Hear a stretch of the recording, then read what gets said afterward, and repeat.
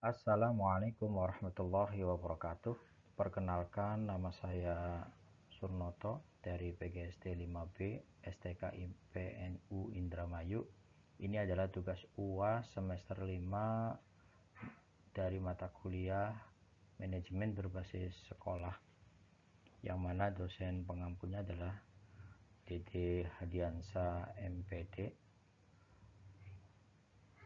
Untuk tema pada kali ini yaitu peran kepala sekolah dalam manajemen berbasis sekolah, atau yang kenal disebut dengan MBS. Baik saja, kita mulai dari materi. Kita mulai materinya. Yang pertama yaitu sebagian sekolah dalam mengelola MBS ini, terutama di kota-kota besar yang mempunyai murid pintar dan kreatif, pasti menunjukkan peningkatan mutu pendidikan yang menggembirakan. Namun, sebagian besar lainnya masih memprihatinkan.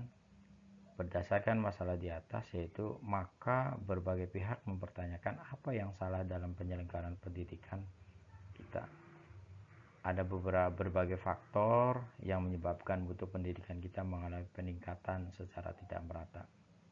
Di antaranya itu ada, menurut Sohidin Usman tahun 2012 P.12, ada beberapa faktor tersebut, yaitu yang pertama, kebijakan dan penyelenggaraan pendidikan nasional menggunakan pendekatan edukasional production function atau input-output analisis yang tidak dilaksanakan secara teratur.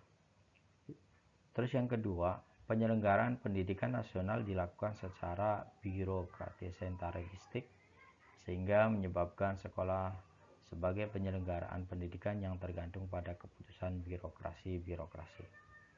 Terus yang ketiga, yaitu minimnya peran masyarakat, khususnya orang tua, siswa dan siswi dalam penyelenggaraan pendidikan.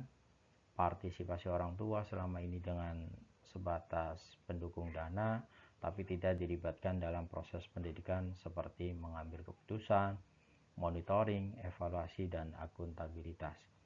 Sehingga sekolah tidak memiliki beban dan tanggung jawab hasil pelaksanaan pendidikan kepada masyarakat atau orang tua sebagai stakeholder yang berkepentingan dengan pendidikan. Pemimpin pendidikan atau yang disebut dengan kepala sekolah memiliki 8 peran yang diakronimkan dengan MASLEM-C,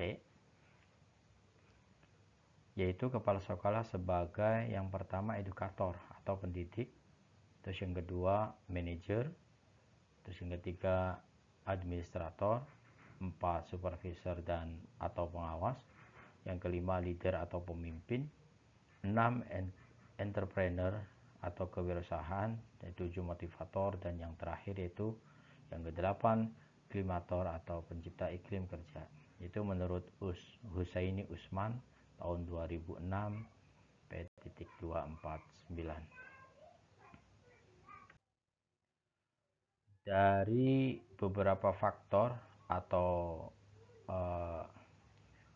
kepala sekolah itu harus mempunyai 8 pos. Yang pertama yaitu edukator atau pendidik. BUS tahun 2006 P.79 menyatakan bahwa peran kepala sekolah sebagai pendidik adalah membentuk budaya pengajaran dan pembelajaran kondusif. Kepala sekolah melaksanakan pembinaan mental dengan membina tenaga kependidikan tentang hal-hal yang berkaitan dengan sikap batin dan watak. Terus selanjutnya menurut Mulyasa tahun 2007 P.99, dalam hal ini kepala sekolah menciptakan iklim yang kondusif agar setiap tenaga pendidikan mampu melaksanakan tugasnya dengan baik, secara proporsional dan profesional. Untuk itu, kepala sekolah hendaknya berusaha melengkapi sarana, prasarana, dan sumber belajar agar dapat memberi kemudahan para siswa dalam tugas utamanya. yaitu belajar atau mengajar. Selanjutnya yang kedua itu kepala sekolah sebagai manajer. Kepala sekolah adalah manajer di sekolahnya. Peran kepala sekolah sebagai manajer pendidikan menurut Uraji tahun 2009 P.100 adalah yang pertama, menyusun perencanaan secara matang tentang tujuan dan strategi pencapaian tujuan.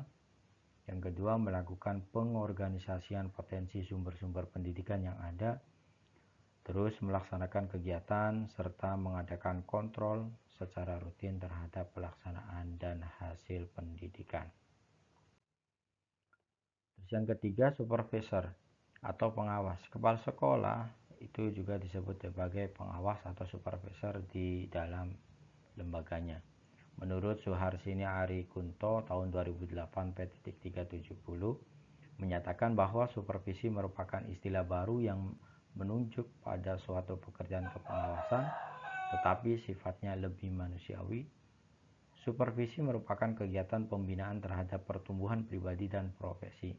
Kegiatan utama supervisi adalah memberikan layanan kepada guru-guru, baik secara individual maupun secara berkelompok, dalam usaha memperbaiki pengajaran dengan tujuan memberikan pelayanan dan bantuan untuk mengembangkan situasi belajar mengajar yang dilakukan guru di dalam kelas. Selanjutnya, kepala sekolah juga sebagai pemimpin atau leader. Menurut Wahyu Sumijo tahun 2001 P.18, peran kepala sekolah sebagai pemimpin sekolah memiliki tanggung jawab menggerakkan seluruh sumber daya yang ada di sekolah yang ada sehingga melahirkan etos kerja dan produktivitas yang tinggi dalam mencapai tujuan. Hik dalam buku Wahjo Sumijo tahun 2001 P.21 berpendapat bahwa untuk dapat menjadi pemimpin sekolah yang baik, kepala sekolah harus memiliki satu adil, mampu memberikan sugesti, mendukung tercapainya tujuan, mampu sebagai katalisator, menciptakan rasa aman, dapat menjadi wakil organisasi, mampu menjadi inspirasi, serta bersedia menghargai. Itu adalah kepala sekolah sebagai leader atau pemimpin. Selanjutnya, kepala sekolah sebagai entrepreneur atau wirausahawan. Permen 13 tahun 2007 tentang standar kompetensi kepala sekolah menyebutkan peran kewirausahaan kepala sekolah tercermin dalam kompetensi yang harus dimiliki oleh kepala sekolah, yaitu yang pertama menciptakan inovasi yang berguna bagi pengembangan sekolah atau madrasah. Terus yang kedua, bekerja keras untuk mencapai keberhasilan sekolah sebagai organisasi pelajar yang aktif. Terus yang ketiga, memiliki motivasi yang kuat untuk sukses dalam melaksanakan tugas pokok dan fungsinya sebagai pemimpin sekolah.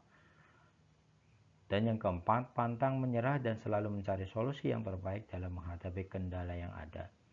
Yang kelima, memiliki naluri kewirausahaan dalam mengelola kegiatan produksi, jasa sekolah, dan sumber belajar siswa. Nah, itu adalah kepala sekolah sebagai entrepreneur atau wirausahawan. Selanjutnya, yaitu ada kepala sekolah sebagai motivator, di mana sebagai peran motivator ini adalah sangat penting bagi kepala sekolah, memiliki tugas mendorong, encouraging dan bersikap hangat, bersahabat, menerima orang lain, menurut Keating tahun 2006 P.10. Untuk itu, kepala sekolah harus memiliki strategi memberikan motivasi kepada para tenaga kependidikan dalam melakukan berbagai tugas dan fungsinya, yang dikutip oleh atau menurut Mulyasa tahun 2007 P.120. Dan yang terakhir, kepala sekolah harus memiliki klimator atau pencipta iklim kerja. Sebagai seorang pencipta iklim kerja, peran kepala sekolah adalah meyakinkan dan menggerakkan seluruh tenaga kependidikan dan siswa untuk menciptakan iklim kerja yang kondusif.